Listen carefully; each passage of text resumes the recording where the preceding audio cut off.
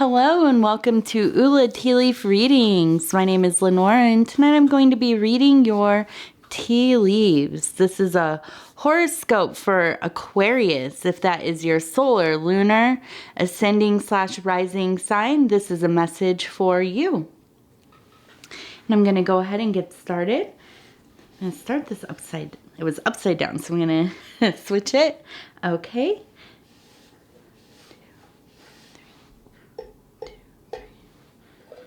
All right, and lift. Okay, so if you are a new viewer, I just want to say thank you for clicking on the video. Thank you for supporting the channel. Please like, subscribe, leave a comment. Let me know what you're thinking. Let me know what you're seeing in the cup, or bowl in this case. What are the tea leaves saying to you? And if you are returning, thank you, thank you, thank you. You are definitely supporting the channel, and I'm so happy to have you. If you haven't subscribed already, please go ahead and do so. Okay, now I'm just going to kind of turn this a bit, and we're going to look at all of these.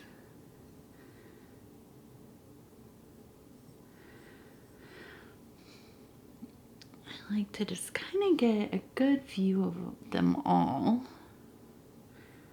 See what we're working with. Okay. First, I'm going to start with, where do we want to start? I usually like to go, let's start with the middle.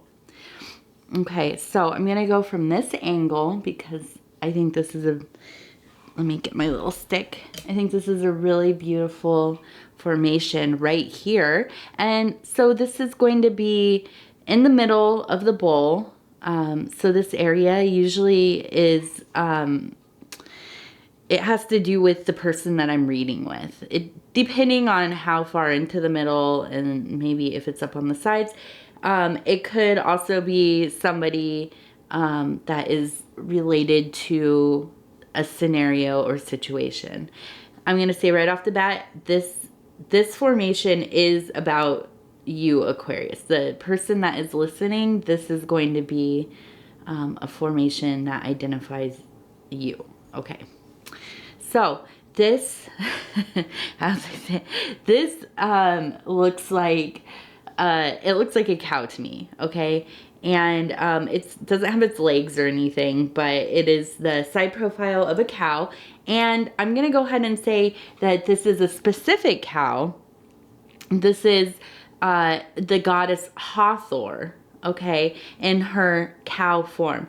Now, there are different forms of, in Egyptian, most Egyptian goddesses and gods have various forms, even more than one animal they might be identified with, but also animal, humanoid kind of composites, and then also more human forms. So this is going to be more of the cow. Sometimes she's a human with like a cow headdress on, and then other times it's the cow or just the cow's face.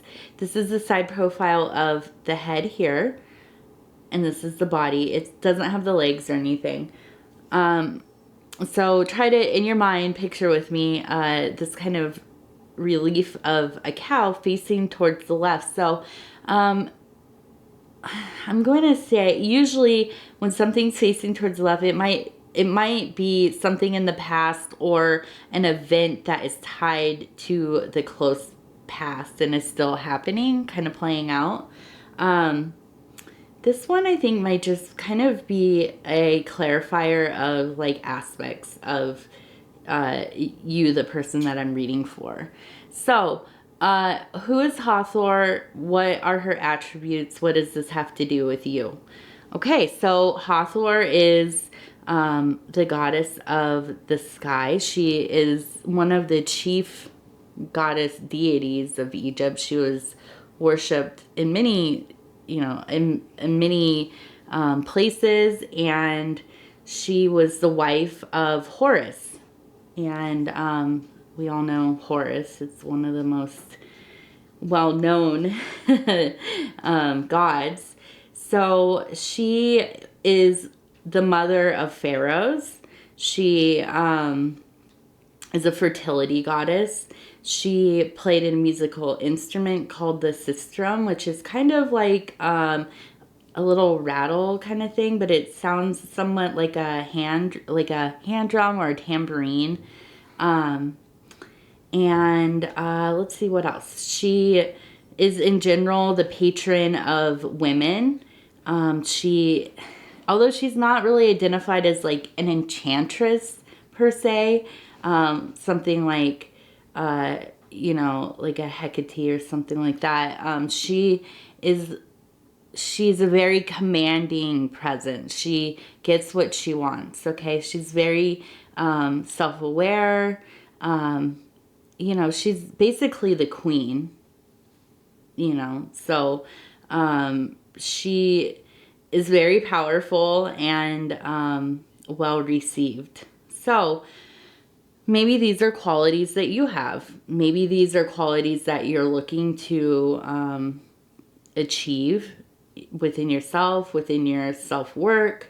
I think in this case, it really is, I'm seeing that it's kind of, you're a very proud person, okay? You're very, I would not say prideful, because that would kind of assume that there's some fault in, the pride that you have in yourself. You're not prideful, but you're proud, okay? And you trust yourself. I think that sometimes there's, I don't know that you're always very flexible about changing your ideas, that you get set on certain beliefs, okay? And you don't like to be proven wrong, I don't think. And I don't think that you're very receptive sometimes. This isn't all the time, but sometimes you're just not very receptive to other people's opinions, especially if they have to do about things that are sensitive to you directly or your family, okay? And I think sometimes that can cause some pain for you. I think that, it makes it hard for you to get on it to a deep level with anybody, because you do almost get your feelings hurt, but I don't think you like to express that to people. I think it's really important to you that people perceive you as kind of being very stoic. Now, the things you enjoy, you share freely, okay? I don't think you're like a wild person, really, but I feel like if you like something, you're willing to talk about it. If it's something sensitive and it hurts you, you're far less likely to share that with people. Okay, I think that you probably only have a couple people in your life that you trust with those kinds of things. And I think, and it's interesting because I see up here above this figure, there's a heart, and then there's a little heart kind of upside down right next to it. Okay, so I feel like, there's some form of, amour, maybe even, desires, maybe a little more frivolous than a deep love or partnership. But I feel like you are in a place where you really are seeking some kind of, outlet, somebody to put that love into. And I see this little heart is upside down. So I almost wonder if there's some amount of heartbreak, or maybe you're very guarded. You've been hurt before. Or you're maybe in a relationship right now that just is not, you're not being fulfilled. And I think that, just kind of based on what I'm seeing with like maybe your characteristics, it's hard for you to talk about what you need from your partner, basically. But you have this strong, see this heart here, this formation, although it's not huge, it's very dense. You can see all of these leaves just kind of piled on each other.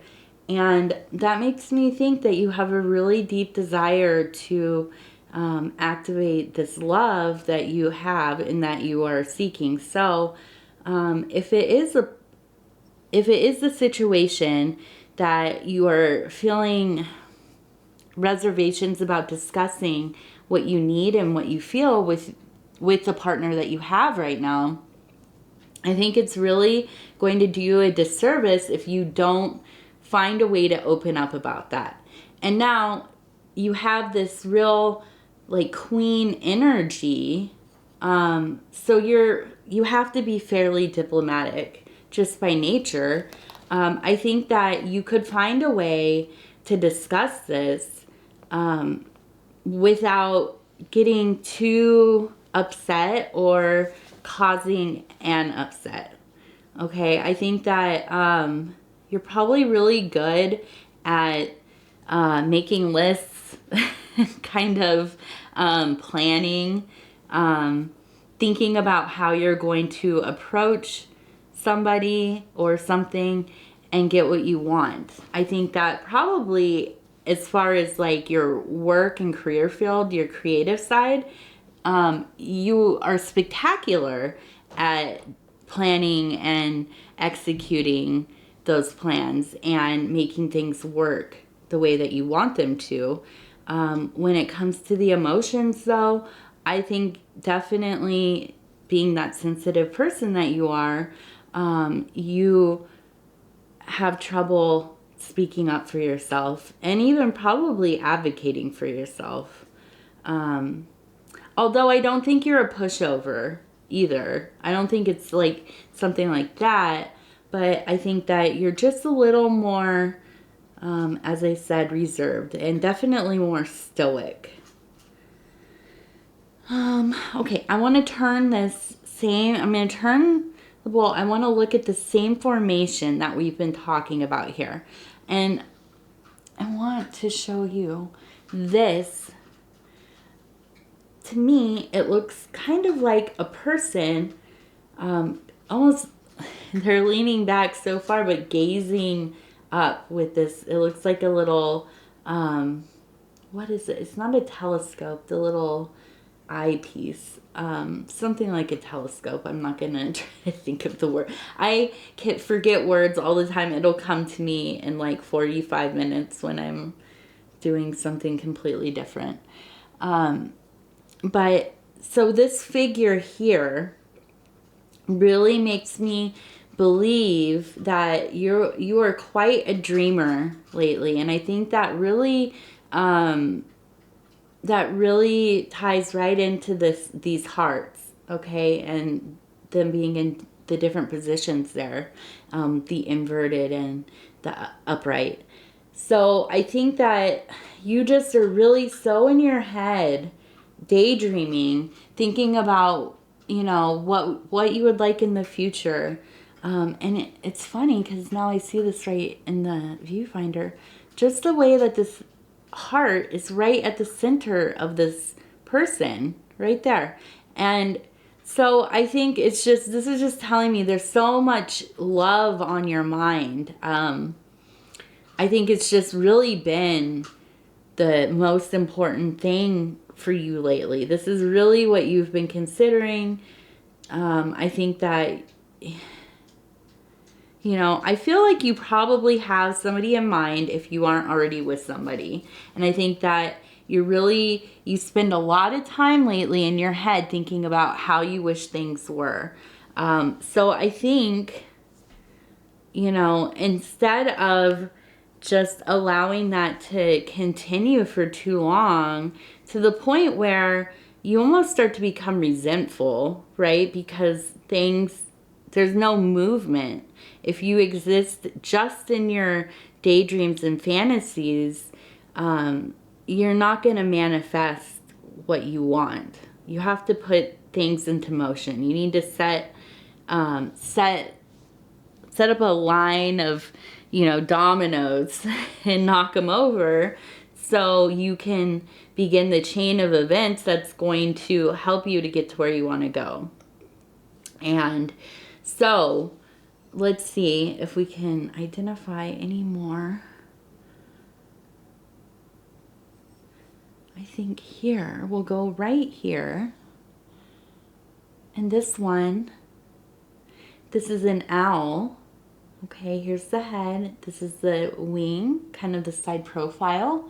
And this would be the leg, and it's kind of perched. The owl is a great many things. It's in all cultures, this symbol. It is a symbol of wisdom, confidence. It is a creature that lives on the night side, an avid and skilled hunter. And for me, most often, this is the watcher. Okay, this is a being that when I encounter any kind of owl in any kind of synchronicity or or just encounter in general, I always think of the watcher. And that's, I think in this situation, I think that's definitely what's going on here. And I don't think this is you. This is somebody that is in your life, okay? And I think they've really been watching you. I think that I get the feeling that this person that you have been thinking of, that you have these, this desire to either initiate the beginning of a relationship, dating, or you've been dating and you want to, become a couple, or you are in a relationship, as I mentioned earlier, that has been a little bit unfulfilling lately. Maybe there's a little lull going on. I don't think it's a bad relationship, but I think that probably it's not going exactly how you want it to right now. I think this person knows that you feel some way about what's going on. I think that if this is a person you're trying to date, I think that they know that you have, your eye on them a little bit. If it's somebody you are dating, I think that they have noticed that you've become a little more serious about your intentions with them. I think that they've noticed that you've been giving them a little more attention, maybe texting back a little quicker, setting up more more meetups and whatnot. And if this is a person that you are already with, I think that they also realize that there is something going on in the relationship, and they can see that you have been in your head a lot, and that you are expressing in your own subtle, stoic ways that you're not very happy. You want more. You need more. And you just, you're not a confrontational person. And, I think they kind of get the vibe that something's going on. So, with that said, I think that, this kind of in a way makes it a little bit easier to think about how are you going to approach this conversation.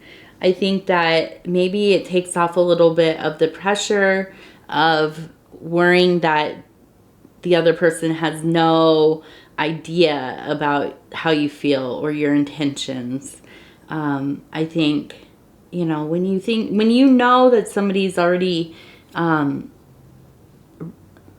ready to receive you and your communications, it makes it's not as stressful. just a little bit less stressful, right? So I think while you are deciding how you're going to approach the situation, keep in mind that, you know, your partner or the person that you intend to be your partner picks up on your cues. They know you a little bit better than you might realize. Okay, and you know, I'm gonna look a little bit further and see if we have any indication of how that's gonna go. And you know, I just want to say, you know, it should go without saying, but I feel like I like to mention it in some of these kind of like romantic and dating ones. If there is somebody in your life and you approach them to date them or whatever, and they are not receptive to you, you know, that happens. All of us have been through that, and it's nothing to be ashamed of. It's also nothing to get upset about, overly upset anyways, you know, and to treat people with care and to treat yourself with care and be respectful, obviously. You know, we're not here to find information so that we can organize things in such a way that we can force somebody else, you know, go against their own will for our will to succeed. That's not what this is about, and it should never be about that, really. You know, it's definitely something that we need to fortify ourselves, because sometimes interactions with people just don't go the way that we want them to. And if our will is in conflict with somebody else's, that's okay. And, you know, we have to then rethink, you know, rethink what we really want, what we really need, and to treat people with respect. So I just, you know, I don't know. I sometimes feel like I need to put that disclaimer. Not that I think that whoever you are that's listening to this is going to harass somebody or anything, but, you know, it's the internet, so you never know. Okay. So I'm seeing here this kind of serpent. It's like a looped serpent, and then up here it's interesting because this one looks like almost like ovaries. It looks like a reproductive system, kind of. So I'm gonna take this as a fertility, and this one as like a wisdom, basically, and also, you know, the creative force there. Okay.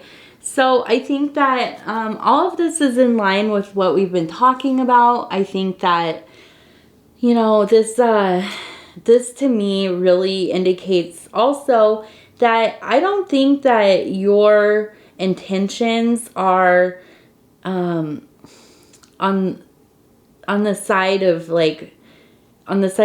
casually dating or having a casual relationship. I think truly and deeply, you want to start a family of some kind, if that means you want to have children, or if you already have children and you're combining families, or, you know, whatever configuration a family looks like to you, even if that's, you know, having cats and stuff, you know, that's also a family.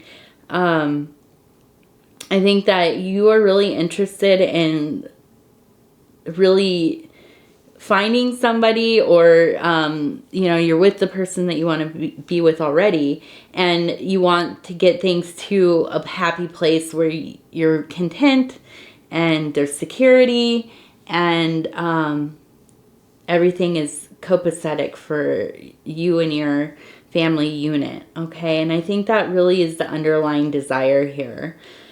I think that you're really going to have to tap into that fiery life force, you know, that runs through you and all things. and be a little brave to step out of your comfort zone, and be willing to maybe get your feelings hurt, or you know, have to make some, you know, compromises so things can get to where you want them to be. Okay. And I think this is really comes down to you working on your communication, and you know, finding that thing inside of yourself that's going to really allow you to step out of that guarded wall that you have going. Okay. And I think you know, it's going to be worth it. And, you know, sometimes that's really difficult. It's hard. It's hard to do that. And it's hard, especially if you don't know how it's going to go exactly. I mean, I kind of understand. On the other hand, I'm an overly emotional oversharer, and I, you know, go after it before I even think about it sometimes. So I can understand. Maybe for me, it's less in the relationships, more in like my, you know, creative zones of myself. I'm way more reserved and overthink that stuff, and a little more slow moving. Where I think for you, it's more of your emotional spheres, and especially your love, your romantic love. Okay, let's see. Here we have, it looks like, I'm trying to think if a minotaur, maybe not. I can't think of, anyways, I'm going to say this is a bull with human qualities, because it's standing up. Okay, so a humanoid bull, and I can't think of exactly what creature that is. Although it's getting, you know, it's getting late here, so my brain. But this this creature is one of the the mythology of the bull, or what is it, the Minotaur, I think. This story, this mythology is really sad to me. It's one of the stories that really like gets to me. It's very bizarre how it comes to be. It's half human, half bull.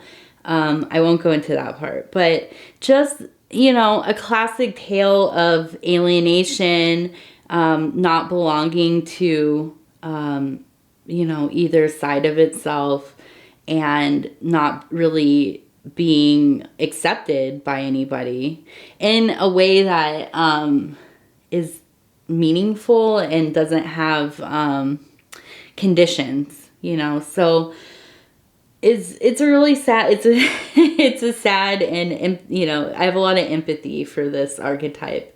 I think though, in this situation, it really just represents that like deep terror that I think you feel sometimes to expose your emotional side.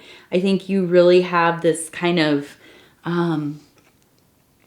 almost like an inner child quality, where you feel like it's almost like what is like an emotionally neglected child, where your feelings were never respected or listened to, or, you know, affirmed by like parents or whatever, adults or people in the child's life. And I'm not saying this is your backstory or anything, but this is what creates a child that has problems feeling confident enough to express those feelings. Okay, so then we take that into our adult life, and yeah, it becomes like, you know, a terror thing to really, when you get down to it, and you really just have to strip down all of the other stuff and speak your truth. And so I think for you, you have this bit of you that really just I think that sometimes you get to that point where you're about to talk about what you want, what you're feeling, and you just hit a wall, okay? And it just is it's really difficult for you to get past that. Let's see. This is getting dry, so we're losing some of these leaves here. The message is destroying itself. And I'm really interested in this one and this one, and I'm trying to see from a perspective where it makes a little sense to me. I really like this one. If you hear stuff outside, it's probably because we've had a bit of a snowstorm, and I think they're probably either out there, people like to drive in the snow for no reason, or around town, or they're gonna start plowing pretty soon.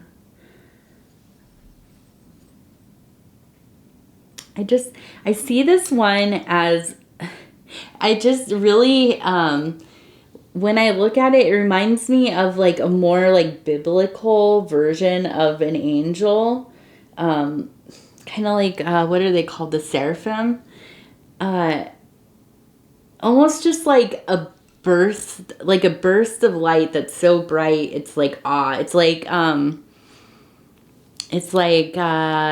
well, it's like terror. It's almost horrific because it's so beautiful. And it's like you have never experienced anything like it. Let me see if I can get this to, there we go. What was I saying? You've never seen or experienced anything like it, so it's hard to comprehend what you're looking at. And it, just instinctually, it causes, terror in you because you just really don't even know how to take it in. So, I think that it just all coincides with this narrative about really having a hard time going outside of that comfort zone. And I think really this one more speaks to what will happen if you do work on confronting those issues and going ahead and initiating a conversation with your partner, or asking somebody out on a date or whatever. I think it's going to be a positive outcome. I think that it'll be more easy than you imagined. I think it's really something you've built up. I feel almost that, in the long run, it's going to not even be as difficult, the actual work to get to where you want to go. Obviously all relationships have their ups and downs and their different problems and variables and whatever. So it's always evolving. But I think specifically in this case, for you to be getting to a deeper level with the person that you're interested in doing that with, I think it's really just going to be a few things you have to tweak to get there. I think that you already have some kind of connection, and I think that this is going to end up being something very special for you, and totally worth opening up to this person. And I think for them and for you, and just look at this, I think that this person, as we talked about with that owl symbol, is a watcher in a way, but they already know you more than you realize. So I think that they understand that it's hard for you to probably talk about some of these things and to share your emotions openly. So I think that they will feel deeply connected to you. It will tighten that bond, and I think that it will show them, a part of you that they haven't seen before, and probably that not a lot of people have seen before. So I think that also is going to make them feel special in a way, you know, that you trust them enough to do the thing that, you know, gives you a lot of anxiety. And let's see. I want to look at this really quick. This is starting to go long. 2,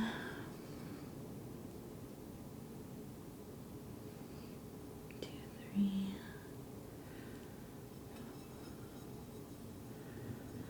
So,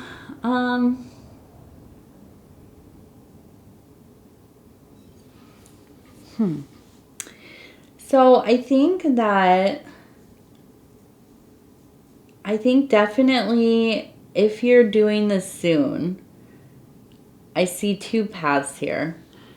And the first is up here. And I think that if you do this soon, I think that I feel that there's like just a rush of kind of energy in your life right now.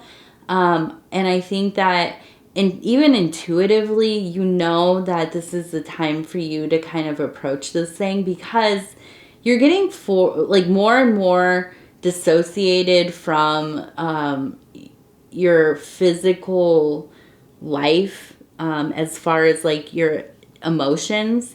I think, like we talked about, you're really in this daydreamy place. You're really investing a lot of time in these like what ifs and should have beens and, you know, whatever, just really in that place, and it's really taking away from your actual life and your actual relationships. So I think that with this energy coming into your life right now, I think it's already started. You are definitely going to see a really tight, kind of explosion of just positive reinforcement. I think, you know, the outcome is going to come sooner. I think you're really going to be able to, you know, get through this and start really working on the stuff that needs to be worked on. And, you know, if this is a relationship already, if it's a dating thing, I think you're going to come together quickly and, you know, really enjoy each other. And I think it's going to be fun, you know, for what I can perceive here, at least the next 4 months. Okay. And, on the other hand, if I feel like if you keep putting this off, it's just, you know, I think it's just you're going to get further and further away from what you want. And it's really going to be detrimental to the core relationship already. If this is the partner or a friend or somebody, you know, you've been kind of courting, I think it's just really going to eat away at that relationship. And I think when you do finally get to that point, it's going to be because of some kind of event that's going to push you into being so emotional that it all just kind of spills out of you. And I don't think that's going to be received as well. Okay, because basically you're cornered, or something happens that you explode, you know, and it's just all pouring out of you. You're not thinking about how you want to say things. And I think that kind of emotional outburst just is not going to be received well by this person. So I think personally, my opinion, and it's just my opinion, is that you do it sooner than later. You plan what you're going to say, how you're going to say it. And even before that, really, really decide what it is you want. Okay. And clarify that with yourself, so you know exactly what you're looking for, and, you know, what you're willing to do to make that happen. Okay. And that's important, to really not to just go off of a whim, or, you know, some situation causes some kind of altercation or whatever, unpleasantness, and it just comes pouring out of you. That's not fun. So, I think just really taking care and you know, minding your communication, really. And yeah, I think this is all backed up. I pulled this card earlier, the Wheel of Fortune, and I think it's just really, you know, it reinforces this idea that there's the ebb and flow. There, you know, things change quickly, and you know, you're going to quickly be aligned in a place where I think things are going to work out for you. If you let it go too long, though, and you will know, because you can feel the energy around you, you can feel the atmosphere of your relationships. You'll know if you've waited too long. Okay. And I think, you know, I think that I think that you're watching this video right now because you know you already have these questions in your mind, you know, and that's why you're here. So I guess that is my reading for you today, Aquarius. It's a little bit of a long one. I'm so thankful for you to spend this time with me and to let me bring these messages to you. It is an honor, always. If you would like, subscribe, leave a message or comment on the video. Let me know what I'm doing right. Let me know what you think I'm doing wrong. What kind of symbols you're seeing in the bowl or / cup, the tea leaves. What else? You can find me on Facebook, Ula Tea Leaf Readings. You can find me on Instagram, Ula of the Tea. If you're interested in a private reading, my email is in the description and you can reach me there. And yeah, I guess that's it. Okay, Aquarius, good luck. Let me know how it goes. Thank you so much.